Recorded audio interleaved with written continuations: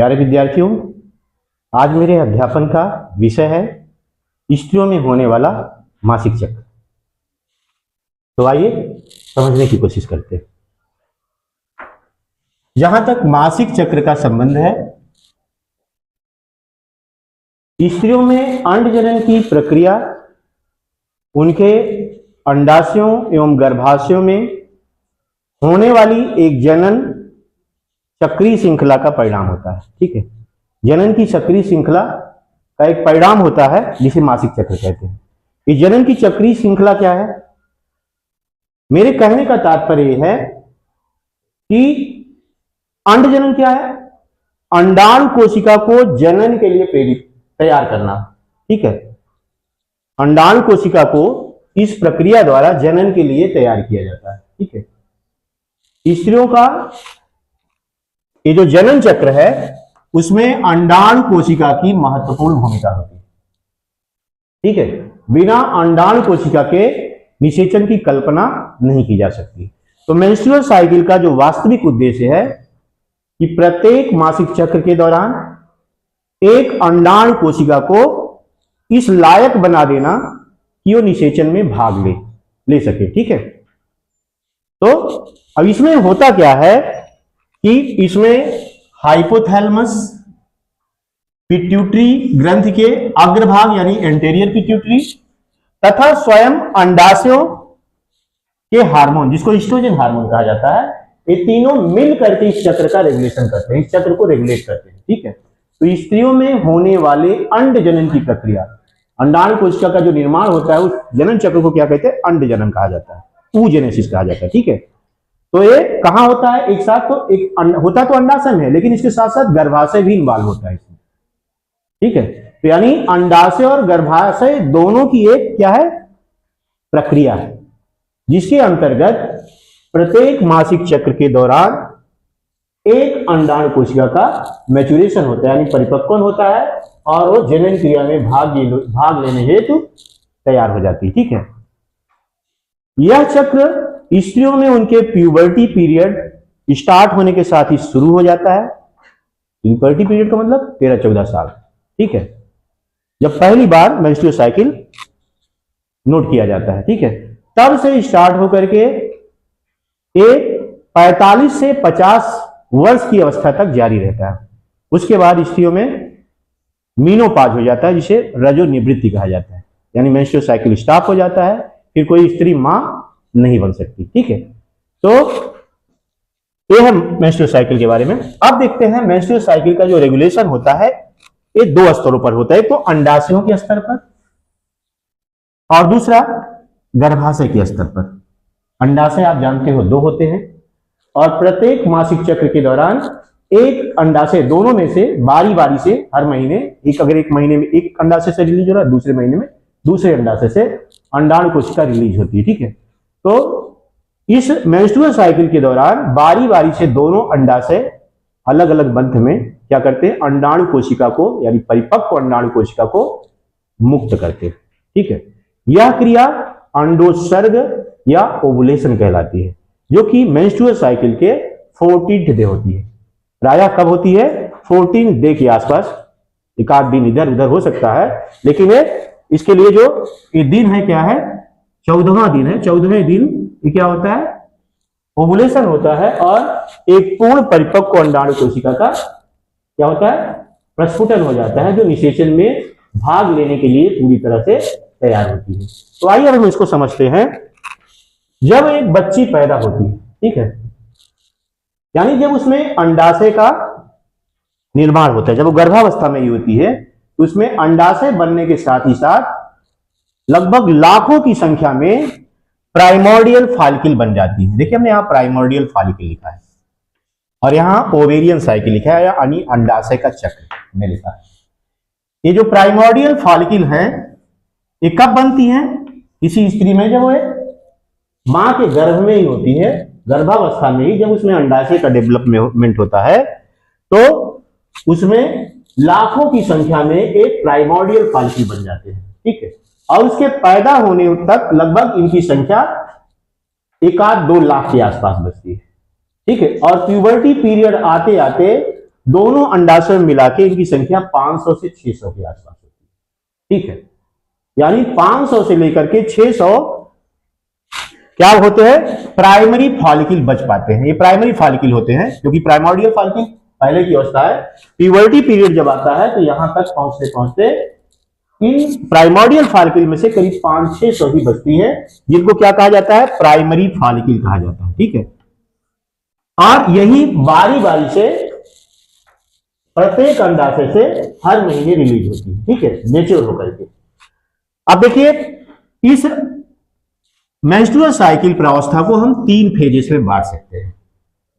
कितने फेजेस में? 3 फेजेस में बांट सकते हैं। पहली प्रावस्था है मेंस्ट्रुएशन फेज, जिस दौरान क्या होता है, स्त्री के गर्भाशय की जो दीवार होती है वो 2 लेयर से बनी होती है। एक लेयर का नाम है, ऊपरी लेयर होती है स्ट्रेटम फंक्शनलिस। ये हम बात कर रहे हैं यूटेराइन साइकिल की, यानी मासिक चक्र 2 स्तरों पे हो रहा है। एक तरफ तो अंडाशय के स्तर पे हो रहा है और दूसरी तरफ कहां हो रहा है, गर्भाशय के स्तर पर हो रहा है। दोनों स्तर पर साथ साथ हो रहा है। अंडाशय में जहां फॉलिकल का डेवलपमेंट हो रहा है, तो वही गर्भाशय में इसकी वॉल रप्चर हो रही है, फिर रिपेयर हो रही है। ठीक है, एक बार रप्चर होती है, कट फट करके ब्लड रिलीज करती है और फिर रिपेयर होकर के फिर से अपने आप को रेडी करती है। ठीक है, तो ये प्रक्रिया, तो दोनों प्रक्रियाएं साझी समय यहां अंडाणु कोशिका का परिपक्व हो रहा होता है, उसी समय गर्भाशय अपना रिपेयर कर रहा होता है। समझे ना, ये दोनों प्रक्रियाएं साथ साथ चलती है। अब होता क्या है कि इसमें गर्भाशय में 2 लेयर होती हैं, एक तो स्ट्रेटम फंक्शनलिस ऊपर की परत और दूसरी स्ट्रेटम बेसालिस नीचे वाली परत। ठीक है, तो स्ट्रेटम बेसालिस मेंटेन रहता है। जो मेंस्ट्रुअल साइकिल जब होता है तो इसमें स्ट्रेटम फंक्शनलिस क्या होती है, रप्चर हो जाती है। तो जब मेंस्ट्रुअल साइकिल स्टार्ट होता है, जिसमें मेंस्ट्रुएशन फेज, पहली प्रावस्था क्या है, मेंस्ट्रुएशन फेज है। दूसरी प्रावस्था को फॉलिकुलर फेज या इसी को प्री ओवुलेटरी फेज कहा जाता है। और तीसरी जो प्रावस्था है उसको लूटियल फेज या पोस्ट ओवुलेटरी फेज कहा जाता है। यानी ओवुलेशन के, क्योंकि 14वें दिन ओवुलेशन हो रहा है, अंडाणु कोशिका बाहर आएगी, उसके पहले का जो समय होता है उसको प्री ओवुलेटरी, यानी ओवुलेशन के पहले का समय, प्री ओवुलेटरी फेज से लेकर, प्री का मतलब पहले वाला समय। ठीक है, यानी ओवुलेशन के पहले का जो समय होता है उसको प्री ओवुलेटरी फेज कहा जाता है। 5 दिन, तो 1 से लेकर 5 दिन लगभग हो गया मेंस्ट्रुअल फेज हो गया।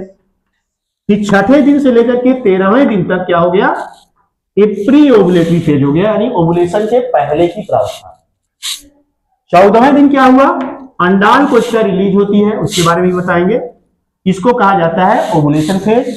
और इसके बाद 15वें से लेकर के 28वें दिन तक क्या होता है, जो चक्र, जो प्रावस्था होती है, इसको पोस्ट ओवुलेशन, यानी ओवुलेशन के बाद की प्रावस्था, यानी जो मासिक चक्र होता है औसतन 26 से 28 दिनों का चक्र होता है। ठीक है, न्यूनतम प्रायः 24 से 35 दिनों का होता है, लेकिन औसतन जो देखा गया है ये क्या है, 26 से 28 दिनों का चक्र होता है। ठीक है, इसीलिए हमने यहाँ 28 दिन लिखा है यहाँ से, जिसमें से प्रथम 5 दिन जिस दौरान क्या होता है, गर्भाशय की दीवार क्षतिग्रस्त हो जाती है। ठीक है, और रुधिर स्राव शुरू होता है, जिसमें गर्भाशय की कुछ म्यूकस सेल्स होती हैं, दीवार के कुछ फ्रेगमेंट्स होते हैं और साथ ही साथ 50 से 150 ml ब्लड होता है, वो रिलीज होता है। यह अवस्था क्या कहलाती है, मेंस्ट्रुअल फेज कहलाती है। इसके बाद 6वें से लेकर के 13वें दिन की प्रावस्था क्या कहलाती है, प्री ओवुलेटरी फेज कहलाती है, क्योंकि इस दौरान जो प्राइमरी फॉलिकल कोशिका है वो सेकेंडरी फॉलिकल कोशिका में परिवर्तित होते हुए और 13वें दिन मेच्योर ग्राफियन फॉलिकल बन जाती है। ठीक है, क्या बन जाती है, ग्राफियन फॉलिकल बन जाती है। अब होता क्या है कि पिट्यूटरी ग्लैंड के FSH और LH हार्मोन के प्रभाव से, ठीक है, ये मासिक चक्र स्टार्ट कैसे होता है, पिट्यूटरी ग्लैंड के FSH और LH हार्मोन के प्रभाव से शुरू होता है। क्यों शुरू होता है, क्योंकि जब रुधिर में प्रोजेस्टेरॉन हार्मोन और ईस्ट्रोजन हार्मोन, प्रोजेस्टेरॉन और ईस्ट्रोजन कहां से स्रावित हो रहे हैं, अंडाशय से स्रावित हो रहे हैं। ठीक है, इनकी सप्लाई बहुत कम हो जाती है। ठीक है, इनकी सप्लाई बहुत कम हो जाती है, तो जो गर्भाशय है उसकी दीवार को ब्लड सप्लाई में कमी आ जाती है, जिसके कारण गर्भाशय की कुछ पेशियां, कह सकते हैं कुछ कोशिकाएं डेड हो जाती है, और रुधिर सप्लाई कम हो जाने के कारण गर्भाशय क्या हो जाता है, दीवार क्षतिग्रस्त हो जाती है, यानी इसका जो स्ट्रेटम फंक्शनलिस लेयर होता है क्षतिग्रस्त हो जाता है, और पिट्यूटरी ग्लैंड के FSH और ALH हार्मोन के प्रभाव से रुधिर स्राव शुरू हो जाता है। ठीक है, इसी को क्या कहा जाता है, मेंस्ट्रुअल फेज कहा जाता है, जो 1 से लेकर के 5 दिनों तक की प्रावस्था होती है। अब इस 5 दिन के बाद जैसे छठा दिन होता है, इस दौरान क्या होता है, छठवें दिन दोनों अंडाशयों को मिला के, 2 अंडाशय होते हैं, दोनों अंडाशयों को मिला करके कुल 20 प्राइमरी फॉलिकल कितनी रिलीज होती है, 10 इस अंडाशय से 10, यानी कुल 20 प्राइमरी फॉलिकल का मैच्योरेशन शुरू हो जाता है। किसकी मदद से, FSH और ALH की मदद से। ये दोनों हार्मोन क्या करते हैं, फॉलिकल को क्या कर रहे हैं, स्टिमुलेट कर रहे हैं, जो सेकेंडरी और ग्राफियन फॉलिकल बने। FSH और ALH के प्रभाव से क्या होता है, FSH के प्रभाव से ये प्राइमरी फॉलिकल क्या करती हैं, साइज में बढ़ने लगती हैं ना, थोड़ा बड़ी हो जाती है, और अपने अंदर से ईस्ट्रोजन हार्मोन, देख रहे हो, ईस्ट्रोजन और इनहिबिन, ईस्ट्रोजन के साथ साथ क्या निकालती हैं, इनहिबिन। ठीक है, इनहिबिन हार्मोन निकालने लगती है। इनमें से कोई एक अंडाणु कोशिका जो थोड़ा बड़ी हो जाती है, उसके इनहिबिन हार्मोन के प्रभाव से बाकी जो अंडाणु कोशिकाएं होती हैं नष्ट हो जाती है, धीरे धीरे करके क्या हो जाती है, नष्ट हो जाती है, और केवल एक अंडाणु कोशिका बचती है जो कि सेकेंडरी फॉलिकल में कन्वर्ट हो जाती है, बदल जाती है। यानी जो 20 प्राइमरी फॉलिकल थी, उनमें से केवल एक अंडाणु कोशिका सेकेंडरी फॉलिकल में बदल पाती है, क्योंकि वो इनहिबिन नामक जो उसका हार्मोन होता है बाकी सबको इनहिबिट कर देता है और सबके वृद्धि विकास को रोक देता है, FSH की सप्लाई को बंद कर देता है। ठीक है, और उसी के साथ ही साथ गर्भाशय की दीवार जो फटी हुई थी उसका रिपेयर शुरू हो जाता है। ठीक है, अब देखिए, अब सेकेंडरी फॉलिकल के बाद धीरे धीरे जैसे समय बीतता है, ये जो सेकेंडरी फॉलिकल बनी है, ये प्राइमरी फॉलिकल कोशिका, ये अपने अंदर से ईस्ट्रोजन हार्मोन स्रावित करने लगती है। ठीक है, और धीरे धीरे करके, और साथ ही साथ गर्भाशय से इसको प्रोजेस्टेरॉन की, अंडाशय से इसको प्रोजेस्टेरॉन की भी सप्लाई हो रही है। एक छठे दिन से होते होते जब 13वां दिन आता है, ये बहुत बड़ी हो जाती है, जिसको ग्राफियन फॉलिकल कहा जाता है, वैज्ञानिक ग्राफ के नाम पे। ठीक है, उनके नाम पे, उनको सम्मान देने के लिए इस फॉलिकल को क्या कहा जाता है, ग्राफियन, क्योंकि उन्होंने सबसे पहले इसको, इस पे काफी शोध किया था, देखा था इसको। तो ये लगभग अंडाशय, मतलब 13वें दिन तक ये बिग साइज की, लगभग 20 मिलीमीटर की होकर के ये अंडाशय की सतह पर आ जाती है। ठीक है, क्या होती है, अंडाशय की सतह पर आ जाती है, और अपने ईस्ट्रोजन हार्मोन के प्रभाव से ये साइज में और बड़ी हो जाती है। साइज में बड़ी होने के कारण इसमें फ्लूइड जमा हो जाता है, और 14वें दिन क्या होती है, LH पिट्यूटरी ग्लैंड के LH हार्मोन के FSH के प्रभाव से तो बड़ी हो रही है। ठीक है, प्रोजेस्टेरॉन की सप्लाई हो रही है। ठीक है, क्या कहते हैं, प्रोजेस्टेरॉन और ईस्ट्रोजन की सप्लाई हो रही है, इसलिए लगातार बढ़ रही है। ठीक है, और 13वें दिन तक ये पूर्ण परिपक्व ग्राफियन फॉलिकल बन जाती है, काफी फ्लूइड इकट्ठा कर लेती है इसके अपने अंदर, और 14वें दिन आते आते क्या होता है, इस पिट्यूटरी ग्लैंड के LH हार्मोन, ल्यूटिनाइजिंग हार्मोन के प्रभाव से क्या होती है, फट जाती है, और फट करके देखिए फट गया, और इसने अंडाणु कोशिका को रिलीज कर दिया, ओसाइट यानी ओवम सेल है, इसको रिलीज कर दिया, यानी पूर्ण परिपक्व जो अंडाणु कोशिका होती है उसको ये क्या करती है, अपने अंदर से रिलीज कर देती है। और इसका जो खोल है, इसमें से ब्लड क्लॉट इसमें जम जाता है, इसी को कहा जाता है कार्पस लूटियम, इसलिए इसके बाद की प्रावस्था लूटियल फेज कहलाती है। लूटियल फेज हमने लिखा है ना, यानी जब कार्पस लूटियम बन जाता है तो इसके बाद की प्रावस्था जो होती है सब लूटियल फेज कहलाती है। अब इसमें अंडाणु कोशिका को मुक्त कर दिया है, और कार्पस लूटियम बना रहेगा जब तक अंडाणु कोशिका बनी रहेगी। ठीक है, जब तक इसका निषेचन नहीं हो जाएगा। एक कार्पस लूटियम क्या करेगा, अनवरत इसको प्रोजेस्टेरॉन की सप्लाई करता रहेगा, अगर एक क्या हो जाती है, फर्टिलाइज हो जाती है। ठीक है, तो अब देखिए इसमें एक कार्पस लूटियम क्या है, इस अंडाणु कोशिका का जो खोल है वो क्या है, कार्पस लूटियम कहलाता है। इसमें ब्लड क्लॉट जमा हो जाता है, और साथ ही साथ ईस्ट्रोजन और प्रोजेस्टेरॉन की सप्लाई करने लगता है किसको, oocyte को, ठीक है। जिसके कारण oocyte मेंटेन रहती है।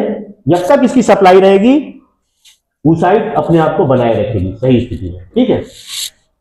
अब क्या होगा, oocyte फैलोपियन ट्यूब में चलने लगती है, फिम्ब्रिएटेड फनल से होते हुए कहां आ जाती है, ओविडक्ट, इसको फैलोपियन ट्यूब कहते हैं, वहां आ जाती है, उसके एम्पुला पार्ट में आ जाती है। और यदि इस दौरान इसका शुक्राणु से सम्मिलन हो जाता है यानी निषेचन हो जाता है और 72 घंटे के अंदर जाकर के गर्भाशय की दीवार से अपने आप को इम्प्लांट कर लेती है, एक कार्पस लूटियम इसको लगातार प्रोजेस्टेरॉन और ईस्ट्रोजन की सप्लाई करता रहता है और यहीं से गर्भावस्था की शुरुआत हो जाती है।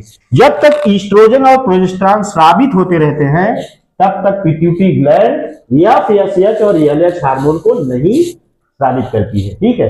एक तरह से एंटी काम करते हैं FSH। अगर प्रोजेस्टेरॉन और ईस्ट्रोजन का लेवल सामान्य बना हुआ है तो FSH और LH स्रावित नहीं होंगे, जिसके कारण क्या होगा, मेंस्ट्रुअल साइकिल स्टॉप हो जाएगा। इसलिए प्रेगनेंसी मेंटेन होते ही जैसे ही ये अपने आप को दीवार से स्थापित कर लेता है, इम्प्लांटेशन हो जाता है, प्रोजेस्टेरॉन और ईस्ट्रोजन हार्मोन के प्रभाव से इसकी सिग्नलिंग के कारण क्या होता है, FSH और LH का सिक्रीशन स्टॉप हो जाता है और ये अंडाणु जो जाइगोट बना था, जो अपने आप को यूट्रस में इम्प्लांट किया है, उसकी धीरे धीरे वृद्धि स्टार्ट हो जाती है और लगभग 2 महीने के अंदर इसमें प्लेसेंटा डेवलप हो जाता है और इस प्लेसेंटा से फिर क्या होता है, इसका सप्लाई होने लगता है, इस प्रोजेस्टेरॉन और ये CG की सप्लाई होने लगती है, ईस्ट्रोजन भी निकलता है यहाँ से कुछ मात्रा में, ठीक है। और इस तरह से भ्रूण क्या है, लगातार मेंटेन रहता है, यानी भ्रूणावस्था शुरू हो जाती है। उसके बाद फिर भ्रूण समय के साथ साथ शिशु का आकार ले लेता है, उसमें ऑर्गेनोजेनेसिस हो जाती है, ठीक है। और इसकी प्रोजेस्टेरॉन की सप्लाई अब इसको कहां से होने लगती है, इस कार्पस लूटियम के बजाय उसके प्लेसेंटा से होने लगती है। अब कार्पस लूटियम का कोई मतलब नहीं रह जाता क्योंकि प्लेसेंटा से खुद प्रोजेस्टेरॉन सप्लाई हो रही है। ये कार्पस लूटियम अंत में नष्ट हो जाता है, इसको कार्पस एल्बिकेंस कहते हैं। एक घाव छोटे से स्क्वायर की तरह दिखता है नष्ट होकर के, इसको क्या कहते हैं, कार्पस एल्बिकेंस कहते हैं, समझे ना।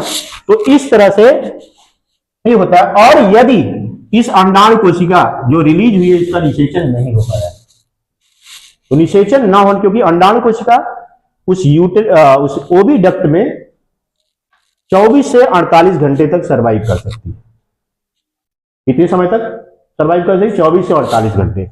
अगर इस दौरान इसको स्पर्म मिल जाता है 24 से 48 घंटे में कभी भी, तो ये निषेचन करके अपने आप को जाइगोट बना के इम्प्लांट कर लेती है।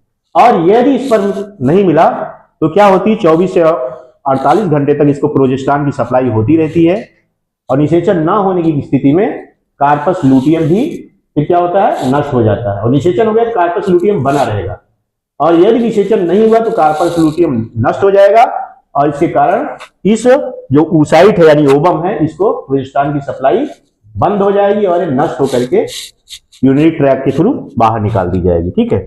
और इसके बाद प्रोजेस्टेरॉन और ईस्ट्रोजन के अभाव में क्या होगा, पिट्यूटरी ग्लैंड को सिग्नल जाएगा FSH और LH को रिलीज करने का। अब पिट्यूटरी ग्लैंड क्या करेगी, फिर से प्रोजेस्टेरॉन का लेवल चूंकि कम है, गर्भाशय की दीवार फिर से क्षतिग्रस्त होने लगेगी, क्योंकि ये क्या करती है, प्रोजेस्टेरॉन और ईस्ट्रोजन की कमी के कारण जो गर्भाशय की धमनियां होती हैं वो संकुचित होकर के क्या करती हैं, ब्लड सप्लाई रोक देती है यूट्राइन वाल को, यानी किसको, स्टेटम फंक्शनलिस को, जो ऊपरी दीवार है, ब्लड सप्लाई रोक देती है।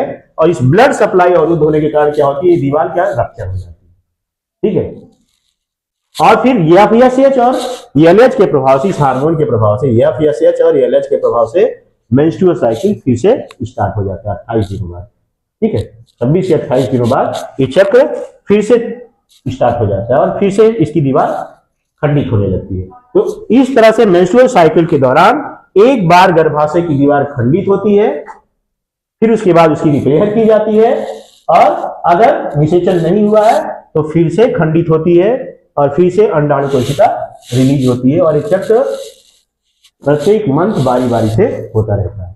लेकिन यदि जाइगोट अपने आप को कहा यूट्रस में इम्प्लांट कर लेता है तो गर्भावस्था की शुरुआत हो जाती है और उसके बाद फिर FSH LH हार्मोन स्रावित होना बंद हो जाता है पिट्यूटरी से और फिर मेंस्ट्रुअल साइकिल भी स्टॉप हो जाता है, ठीक है, समझ ना। तो ये है मेंस्ट्रुअल साइकिल के बारे में। एक बार फिर से रिवाइज कर देते हैं, रिपीट कर देते हैं कि मेंस्ट्रुअल साइकिल क्या है। मेंस्ट्रुअल साइकिल स्त्रियों में अंड जनन की एक प्रक्रिया है जो उसके अंडाशयों और गर्भाशय में साथ साथ होती है। इस दौरान प्रत्येक मासिक चक्र के दौरान एक परिपक्व अंडाणु कोशिका रिलीज होती है, यानी अपने आप को पूरी तरह से परिपक्व होती है, निषेचन के लिए तैयार होती है। इस अंडाणु कोशिका का क्या होता है, प्रस्फुटन होता है, ठीक है। और यह प्रस्फुटन पिट्यूटरी यानी एक तरफ तो हाइपोथैलेमस के हार्मोन, फिर पिट्यूटरी एंटीरियर पिट्यूटरी के हार्मोन तथा स्वयं अंडाशयों के ईस्ट्रोजन हार्मोन के प्रभाव के अंतर्गत होता है, ठीक है। इस प्रभाव के कारण स्त्रियों में क्या होता है, मेंस्ट्रुअल साइकिल स्टार्ट होता है। स्त्रियों के मेंस्ट्रुअल साइकिल को दो फेजेस में बांट सकते हैं। एक तो 3 फेजेस में बांट सकते हैं। मेंस्ट्रुअल फेज 1 से 5 दिनों की प्रावस्था, दूसरा प्री ओवुलेटरी फेज या इसी को फॉलिकुलर फेज कहते हैं क्योंकि इसमें फॉलिकल का डेवलपमेंट होता है। ये 6 से लेकर के 13 दिन के बीच की प्रावस्था होती है। फिर 14वें दिन की अवस्था को ओवुलेशन फेज कहते हैं। इस दौरान अंडाणु कोशिका रिलीज होती है, इसको अंडोत्सर्ग या ओवुलेशन कहा जाता है।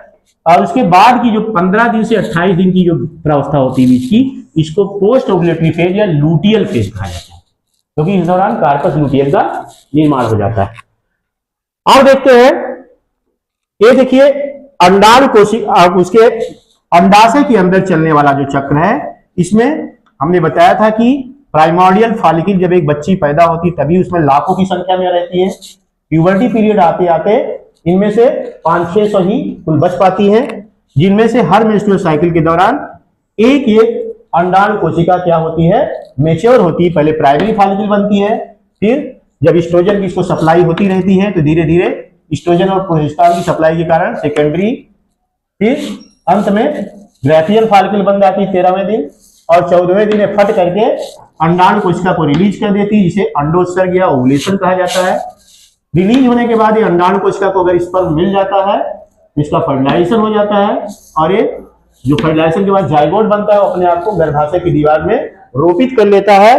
तो क्या होता है, एक कार्पस लूटियम मेंटेन रहता है, इसको प्रोजेस्टेरोन की सप्लाई करता रहता है, और इस दौरान मेंस्ट्रुअल साइकिल आगे फिर नहीं होता है क्योंकि पिट्यूटरी ग्लैंड के एफएसएच को सिग्नल जाता है कि वो अपना एफएसएच और एलएच हार्मोन निकालना बंद कर दे। क्यों? क्योंकि प्रेगनेंसी मेंटेन हो गई और ये क्या करेंगे, मेंस्ट्रुअल साइकिल स्टार्ट करने के लिए जिम्मेदार है।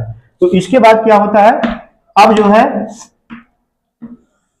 इसका जो अंडाणु कोशिका रिलीज हुई है, इसका जो खोल है इसको कार्पस लूटियम कहते हैं। कार्पस लूटियम इसको प्रोजेस्टेरोन की सप्लाई करता रहता है, एस्ट्रोजन भी देता रहता है, एस्ट्रोजन स्वयं भी इसमें कुछ निकलता है। और इसके कारण अंडाणु कोशिका का अगर निषेचन हो गया तब तो कार्पस लूटियम बना रहेगा 1-2 महीने तक। उसके बाद जब जो भ्रूण बनेगा वो अपने अंदर जब प्लेसेंटा डेवलप कर ले, प्लेसेंटा से क्या होगा, स्वयं प्रोजेस्टेरोन की सप्लाई शुरू हो जाएगी इसको। एससीजी और प्रोजेस्टेरोन निकलते हैं। ये प्रोजेस्टेरोन जब इसको प्लेसेंटा से मिलने लगे तो कार्पस लूटियम का कोई काम नहीं रहेगा और धीरे धीरे कार्पस अल्बिकन्स बदल करके समाप्त हो जाएगा।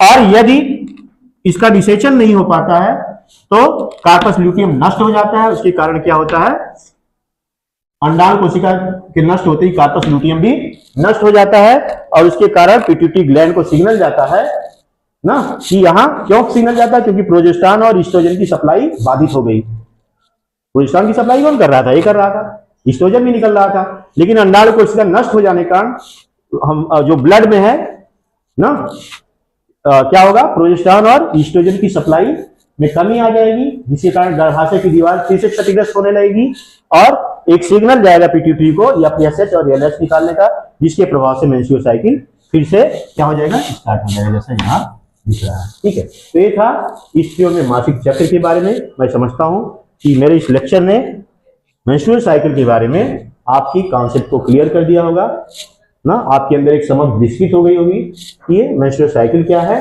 और इसका उद्देश्य क्या है। इन्हीं सब बातों के साथ मेरा आज का लेक्चर समाप्त होता है। अपने अगले लेक्चर में मैं आप लोगों को निषेचन के बारे में विस्तार से बताऊंगा। तब तक के लिए धन्यवाद।